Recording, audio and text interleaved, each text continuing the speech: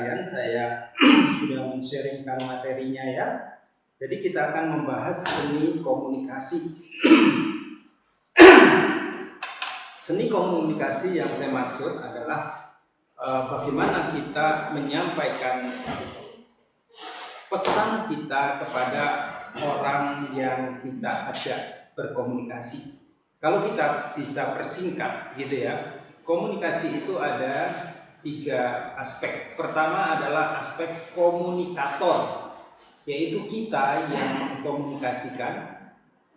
Lalu aspek kedua adalah komunikata. Komunikata itu adalah message, pesan yang akan disampaikan. Yang ketiga adalah tentang komunikan, dia yang kita ajak berkomunikasi.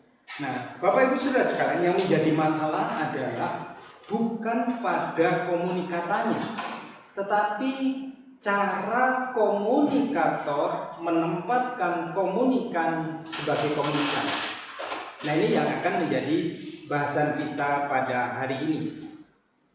Kita akan memperhatikan bagian per bagian. Kalau Bapak Ibu Saudara sekalian memperhatikan di halaman yang pertama gitu ya.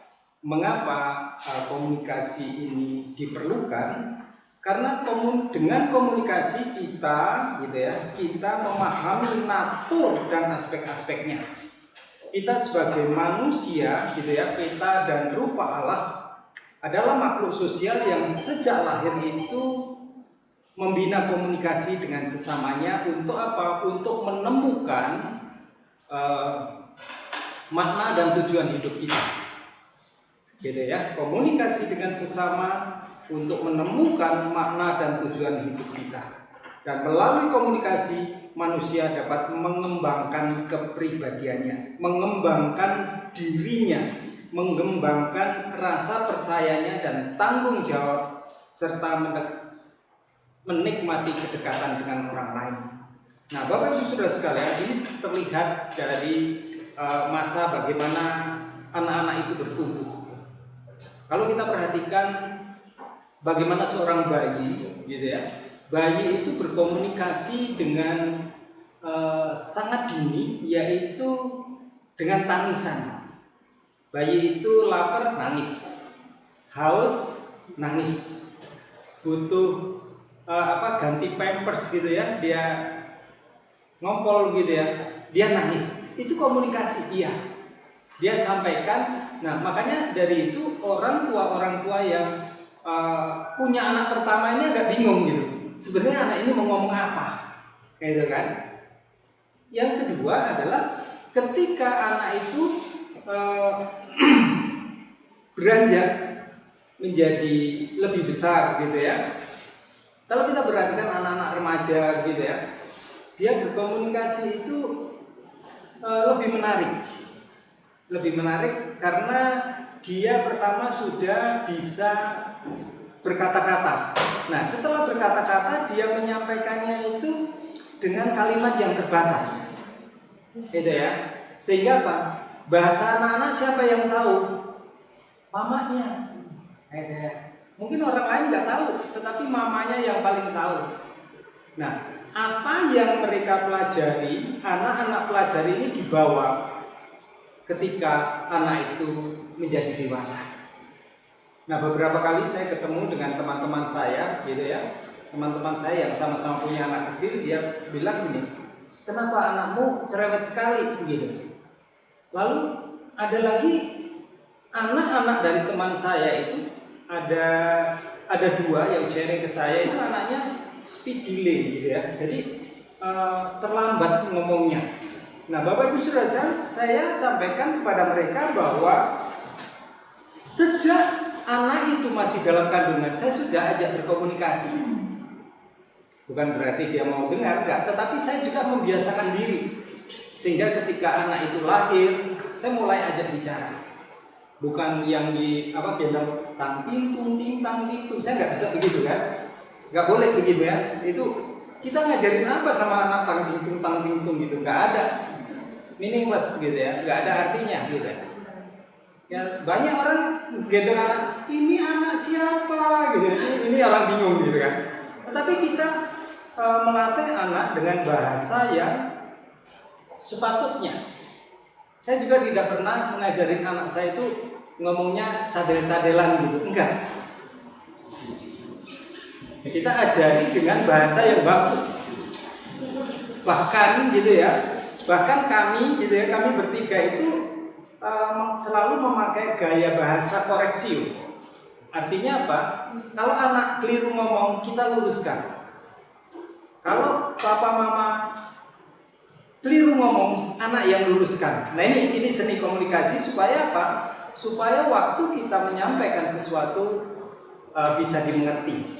Nah oleh karena itu Bapak Ibu Saudara sekalian, setelah kita memahami naturnya gitu ya, dan komunikasi Bapak Ibu Saudara sekalian itu harus dialogis. Tadi saya katakan di depan, harus nyambung antara komunikator dengan komunikan, sehingga komunikata atau message pesan yang disampaikan itu benar-benar satu itu. Yang kedua adalah mengkomunikasikan diri. Nah ini yang kita pelajari. Maka Martin Buber itu di dalam bukunya I and Thou itu menyingkapkan salah satu rahasia komunikasi manusia yang terdalam gitu ya. Dia mengungkapkan itu dalam relasi dengan Allah dan sesama, ia menemukan makna hidup melalui komunikasi yang dialogis. Nah, lalu kita belajar satu persatu gitu ya. Nah, silakannya Bapak Ibu Saudara sekalian, karena manusia itu sudah jatuh ke dalam dosa, maka relasi itu gitu ya, relasi itu sudah terkontaminasi dosa sehingga memunculkan komunikasi-komunikasi yang salah kaprah.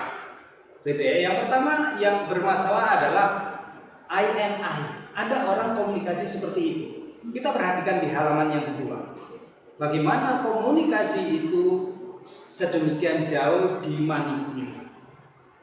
Individu yang berkomunikasi dengan dirinya sendiri, ya, walaupun dia sedang berkomunikasi dengan pasangan misalnya, tetapi pikiran dan perasaannya tertutup untuk mendengarkan, untuk memahami yang dikomunikasikan dan untuk memahami apa yang didengarkan, apa yang disampaikan balik oleh pasangannya. Nah ini ada orang seperti ini. Jadi dari sini kita nanti akan melihat gitu ya. Kita akan melihat ketika kita berkomunikasi dengan orang lain, sebenarnya dia itu ngajak ngomong atau sekedar sharing iklan. Seperti itu. Nah, kita mulai pertajam di sini Bapak Ibu Saudara sekalian. Ada individu-individu yang kelihatannya ngajak bicara. Tetapi apa? Pikiran dan perasaannya itu tertutup sebenarnya. Kalau misalnya ada orang sedang, misalnya saya ngajak ngomong Pak Nando nih ya, tetapi saya masih pegang HP. Oh iya, terus gimana Pak Nando? Oh iya. Sebenarnya ini ngomong sama siapa gitu kan? Nah ini Bapak Ibu Saudara sekalian, kita mesti ngoreksi apakah jangan-jangan kita pelakunya. Nah ini di awal-awal pernikahan kami gitu ya, saya menikah belum lama, baru 11 tahun begitu ya. Jadi Bapak Ibu Saudara sekalian, awal-awal pernikahan kami itu istri saya itu ngomong itu seringkali sambil jalan. Saya duduk gini, dia sambil jalan ke sana gitu, sambil tidak tahu, saya juga nggak dengar ngomong apa gitu. Terus akhirnya apa? Saya ajak duduk. Sebenarnya ngomong sama siapa? Kalau ngomong sama suamimu, ya berhadapanlah. Hargai komunikasi kita. Akhirnya dia mulai tahu gitu. Kalau dia ngomong sendiri, bla bla bla bla bla sambil jalan naik tangga gitu, saya di ruang makan begitu, saya nggak pernah jawab. Karena saya tahu dia tidak sedang ngomong kepada saya. Dia sedang ngomong kepada dirinya sendiri, tetapi membutuhkan saya yang mendengarkan. Nah ini. Akhirnya kami belajar Bapak Ibu. Nah ini perlu sekali, oleh karena apa? Oleh karena kami akan hidup bersama-sama di sepanjang waktu, sepanjang hayat masih dikandung badan, begitu kan? Nah ini perlu kami menata gitu ya. Nah di sini juga ada contoh-contoh ketika seseorang berkomunikasi dengan dirinya sendiri. Di sini contohnya adalah Ria dan Agus. Ya, Bapak Ibu bisa perhatikan di halaman yang kedua. Ada juga pola komunikasi I and it. Nah, ini Bapak Ibu Saudara sekalian. Nah, ini manipulatif ini. Ya, I and it. Di mana individu yang seolah-olah membutuhkan pengenalan terhadap pasangannya, tetapi ada tetapinya, kebutuhan itu manipulatif oleh karena keutuhan dari pasangan sebagai pribadi tidak diizinkan dikomunikasikan. Gua nggak butuh lo, gua cuma butuh pandangan lo doang. Nah, gitu. Nah ini kita mesti waspada nih, ya. Dan materi ini seringkali saya sampaikan di premarital counseling. Jadi mempersiapkan pasangan-pasangan supaya memasuki pernikahan itu mereka dengan bekal pengalaman belajar dari keluarga masing-masing gitu ya. Mereka berani cut and fill. Beda, membangun sistem yang baru. Karena ada orang-orang yang egois itu mengatakan gini, ya kalau lo mau sama gua seperti ini, dari sononya udah begini. Nah Bapak Ibu Saudara sekalian, kalau seperti itu ya kita masukin polybag aja, gitu kan? Nah nggak bisa, kita kalau nurutin begitu ya sebenarnya kita tidak berani breaking the system, memotong lingkaran setan. Dikatakan lingkaran setan itu betapa sulitnya untuk mengubah, tetapi kita bisa melakukannya. Di sini individu-individu yang seolah-olah membutuhkan pengenalan terhadap pasangannya, tetapi kebutuhan itu adalah manipulatif. Karena sekali lagi kebutuhan pasangan sebagai pribadi tidak diizinkan dikomunikasikan dengannya. Sehingga kadang-kadang ada orang yang mengatakan sampai begini, lu tuh ya mesti ngerti perasaan gua, gitu kan? Sampai seperti itu karena apa? Dia, gitu ya, dia ingin dimengerti. Jangan sampai ya di rumah kita ada kalimat gitu, lu tuh ya sebagai suami ya mesti denger nih, sakit, gitu. Sakitnya di sini, gitu kan? Ya, Bapak Ibu Saudara sekalian, di sinilah kita, gitu ya. Kita mengkomunikasikan diri kita. Komunikata akhirnya menjadi sekunder ketika kita bisa berkomunikasi dengan lebih baik. Nah, Bapak Ibu Saudara sekalian, sekali lagi dalam I and it gitu ya, sebagian besar memang lahir dan dibesarkan dari pengalaman komunikasi yang miskin. Ya, miskin itu bukan dalam pengertian kondisi hidup, tetapi mental sih ya. Kita berani belajar apa enggak di sini, gitu ya. Sehingga apa? Sehingga untuk berkomunikasi secara dialogis itu pun dia tak punya modal, gitu ya. Ada juga individu-individu yang diperlakukan sebagai it, tadi saya katakan tidak dianggap, gitu ya. Tetapi Bapak Ibu Saudara sekalian, tetapi karena dia dari sononya, gitu ya, dari hasil produk yang miskin tadi, gitu ya. Miskin dalam pengertian sekali lagi ini bukan masalah kondisi hidup, tetapi mentalitas hidup, gitu ya, sehingga dia tidak merasa. Ya udah, gitu kan. Nah ini terlihat Bapak Ibu Saudara sekalian kalau lihat ya, kenapa, gitu ya, orang tua generasi di atas kita itu sedikit sekali yang romantis, gitu istilahnya, gitu ya. Mengungkapkan perasaan kepada pasangan itu miskin sekali. Sehingga dampaknya apa Bapak Ibu Saudara sekalian? Sehingga dampaknya banyak laki-laki tidak bisa mengungkapkan perasaannya kepada orang yang dia taksir. Dampaknya apa? Dampaknya sudah jalan bareng-bareng tapi nggak bisa mengungkapkan perasaannya. Saya punya seorang klien, gitu ya. Dia sudah pacaran 8 tahun. Nah saya pikir 8 tahun kan ngapain aja begitu ya.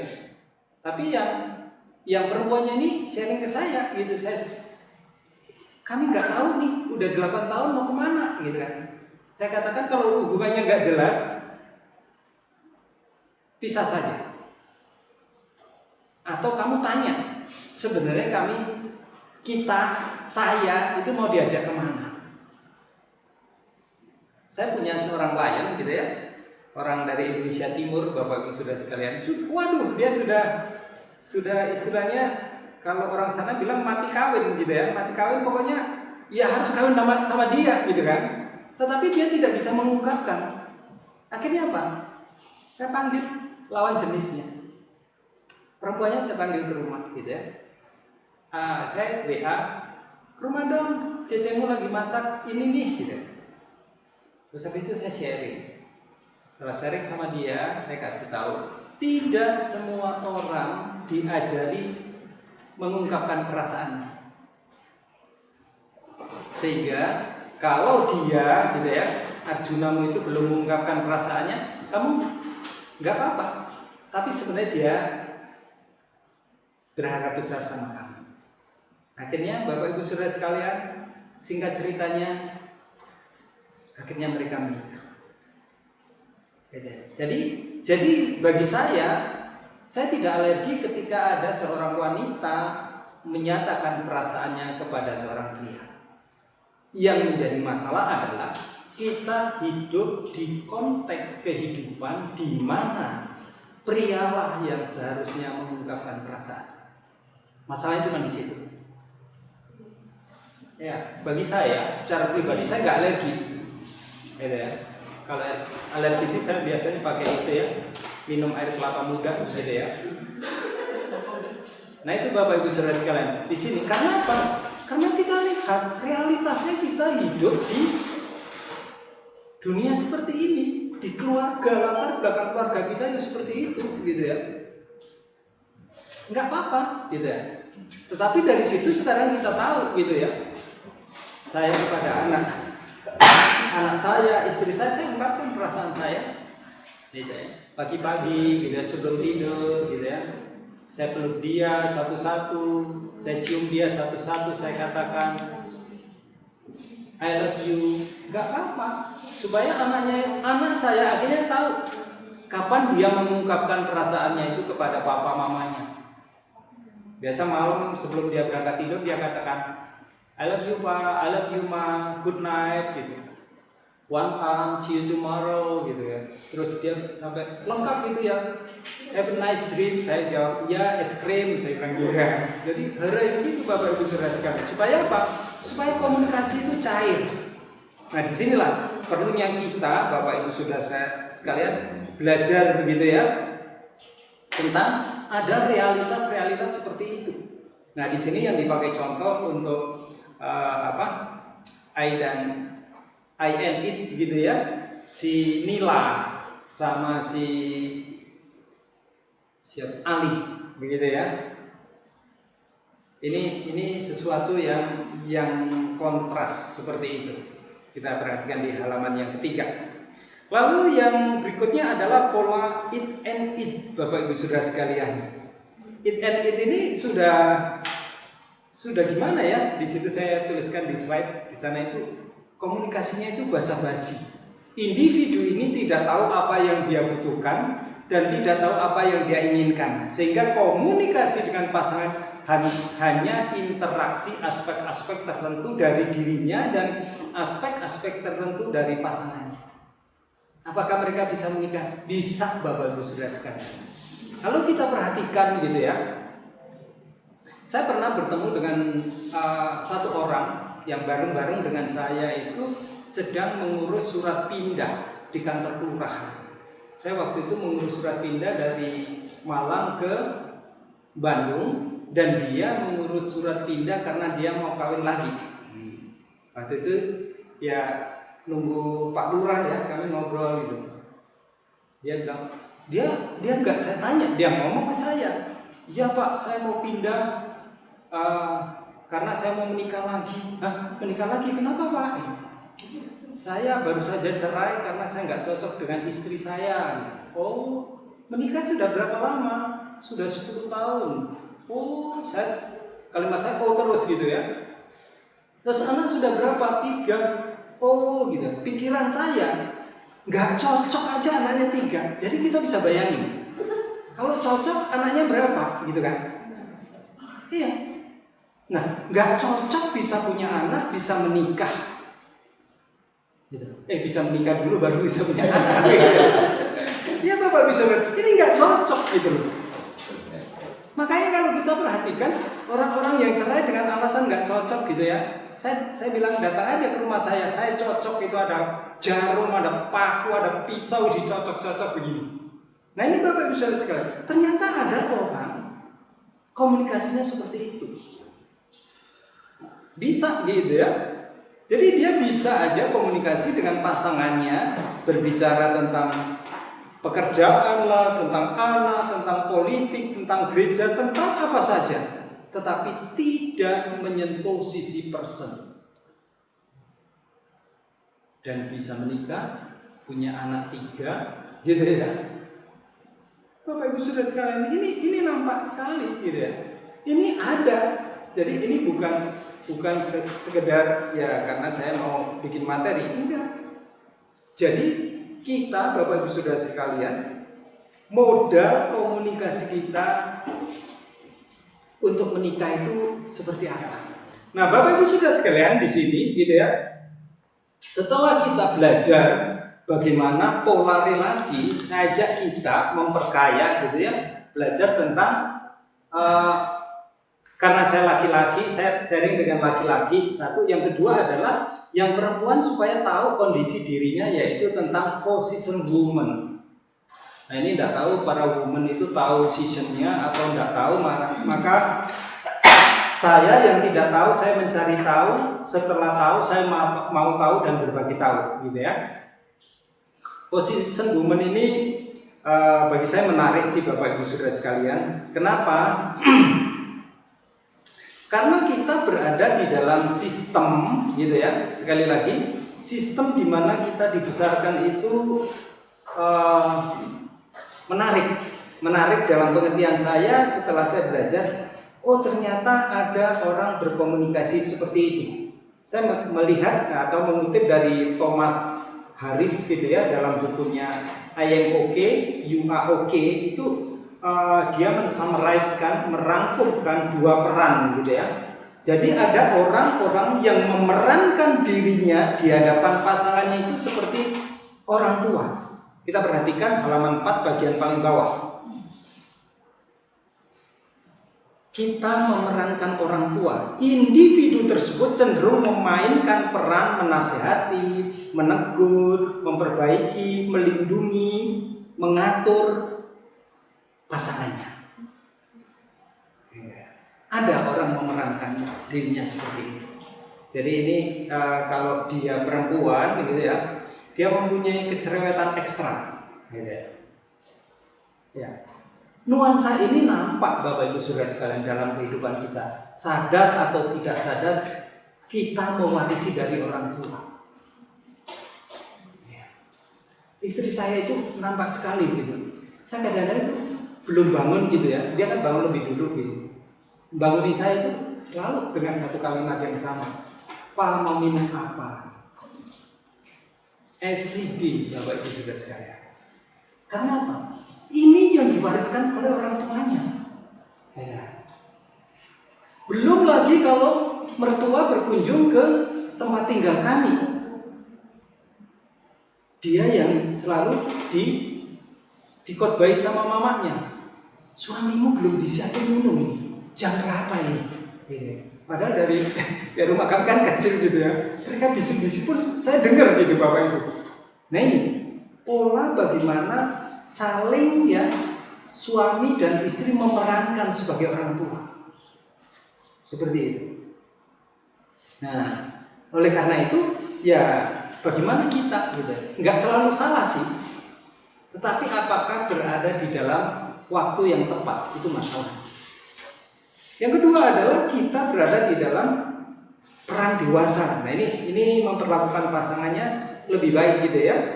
Individu dengan peran dewasa cenderung memperlakukan pasangannya secara dewasa, sehingga dalam segala hal ia menciptakan suasana yang dialogis, memberikan kebebasan berpendapat, menghargai hak untuk mengutarakan perasaan, dan lain sebagainya.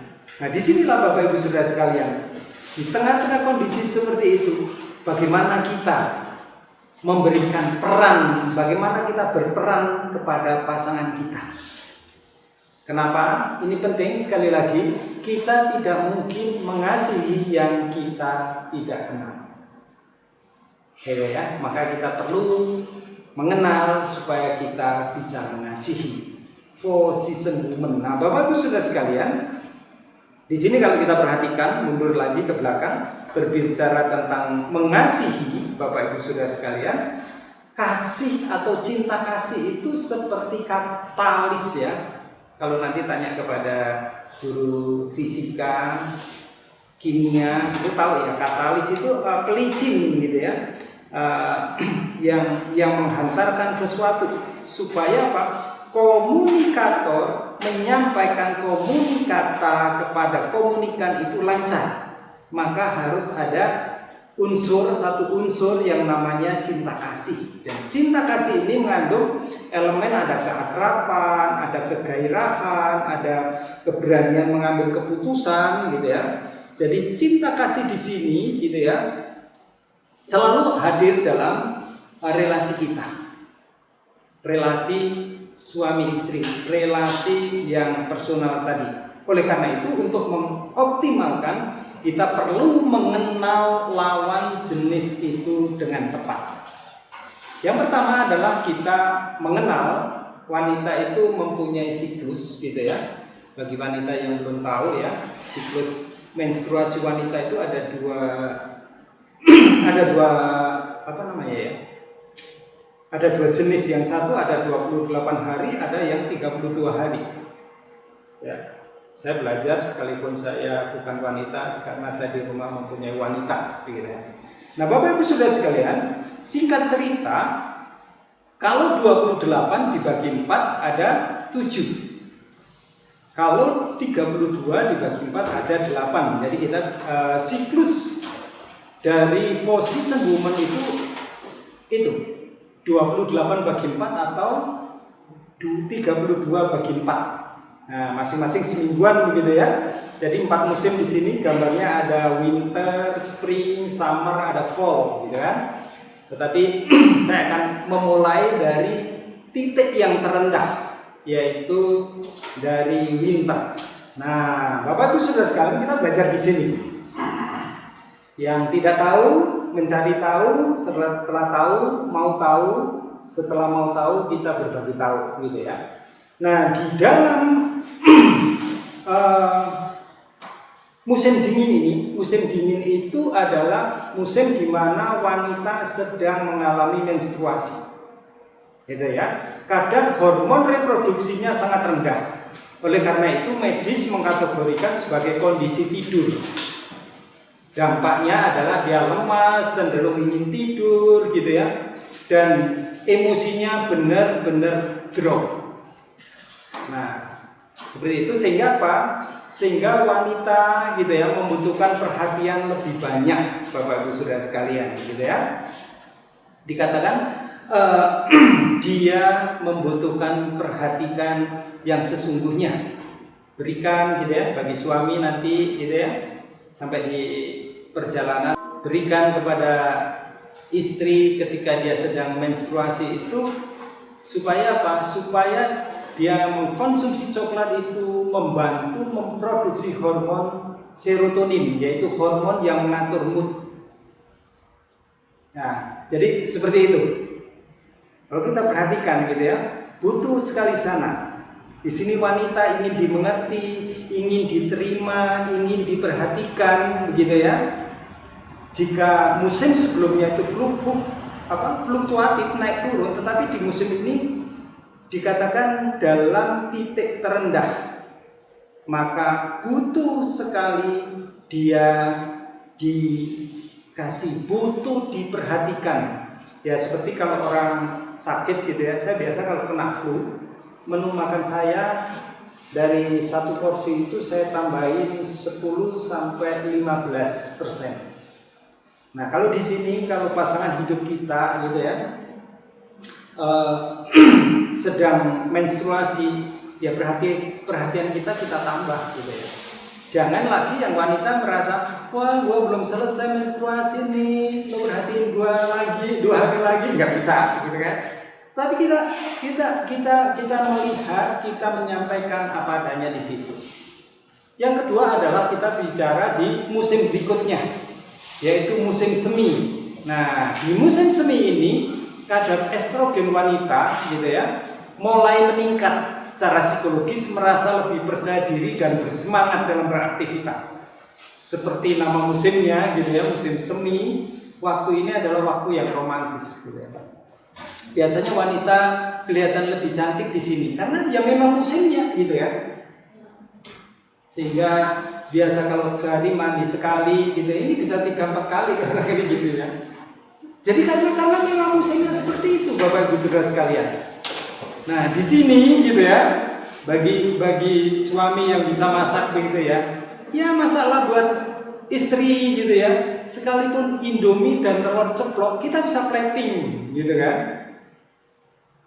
Kita bisa plating, sekalipun di sini saya tuliskan adalah sekalipun hanya semangkok mie instan, jika disajikan pada saat yang tepat, itu sangat berharga. Ya, kita berikan masakan yang hao sejingping gitu ya, orang bilang begitu ya. Kalau dia lagi di musim yang tidak tepat, kata dia lebih enak kerupuk yang kemarin. Tahu nggak, kerupuk yang kemarin itu sudah melempem gitu. Karena apa? Waktunya tidak tepat. Nah, di sini Bapak Ibu Saudara sekalian, yang diperlukan adalah perhatian kita, cinta kita yang penuh kegairahan. Nah, ini suka sekali wanita di musim itu. Jadi coba Bapak Ibu gitu ya, ketika mendapatkan perhatian di musim itu, pernah nggak sih? Wah, ini kebetulan ini gitu ya. Seperti apa rasanya, kan beda gitu ya. Lalu yang ketiga ini musim panas. Musim panas atau summer gitu ya. Kadar hormon estrogen dan progesteron sangat tinggi. Nah, berfungsi ya. Hormon ini berfungsi pada sistem reproduksi, sehingga musim ini seringkali disebut sebagai masa subur. Nah, itu. Jadi musim kemarau gitu ya, musim kemarau, musim panas. Seorang wanita biasanya penuh semangat, merasa cantik, menarik, energi, dan satu musim ini logikanya seimbang dengan perasaannya. Jadi kalau mau diskusi tentang kredit mobil, kredit rumah gitu ya, sekarang waktunya. Nah, di situ Bapak Ibu, ketika kita tahu waktunya, maka itu akan sangat optimal. Nah, disinilah karena orang seringkali menempatkan wanita itu lebih mengedepankan perasaannya ketimbang logikanya. Bagi saya enggak, beda ya. Tetapi di mana penekanan. Nah, ini yang lebih menarik bagi saya adalah di dalam fluktuasi musim seperti ini, wanita itu dituntut untuk mengasihi anak-anaknya, mengasihi pasangannya, dan mengasihi orang lain. Ini luar biasa, gitu ya. Kalau kita mau belajar lagi tentang kondisi musim demi musim ini. Oleh karena itu, Bapak Ibu Saudara sekalian, kita perlu mengenal lawan kita itu seperti apa, lawan jenis kita itu seperti apa. Dan yang terakhir ini sebenarnya nggak pas ya ditaruh terakhir, karena ini kan adalah musim jutek gitu. Ya kan, musim gugur itu adalah pramenstruasi, adalah masa yang secara emosi bagi wanita itu tidak stabil. Karena apa? Dia mengalami ketegangan menjelang menjelang menstruasi, menjelang keluarnya darah-darah kotor itu. Sehingga apa? Di musim itu juga musim jerawat biasanya kan. Karena itu apa? Darah kotor yang akan keluar.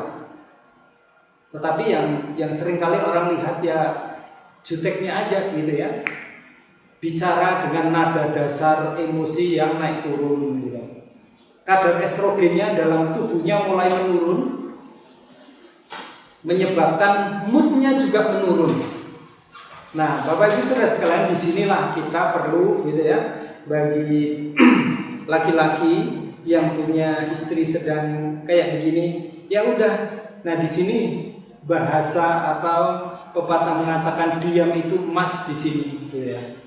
Ya kita manut aja, dengerin gitu ya.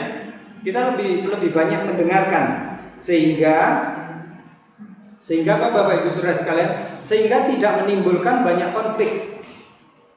Nah, disinilah sekali lagi kita perlu mengasihi dia seperti apa adanya dia. Mungkin dia sedang jutek, ya jutek. Ya itulah istri kita, sebulan sekali gitu ya, ada musim jutek. Dan kita bisa membantu dia mencari informasi makanan apa yang mengandung kalsium dan magnesium itu, karena apa? Jenis ini akan dapat membantu dia mengatasi dampak naik turunnya hormon. Nah, Bapak Ibu Saudara sekalian, sekali lagi ini saya sampaikan untuk apa? Supaya kita tidak jatuh pada hal-hal yang di depan tadi. Tentang I and it, dan it and it, dan terakhir apa? Kita tidak take it for granted dalam komunikasi. Supaya komunikasi kita apapun itu kita memberikan dampak, dan dengan kita mengenal kita lebih mengasihi. Mengasihi siapa? Mengasihi yang kita kenal.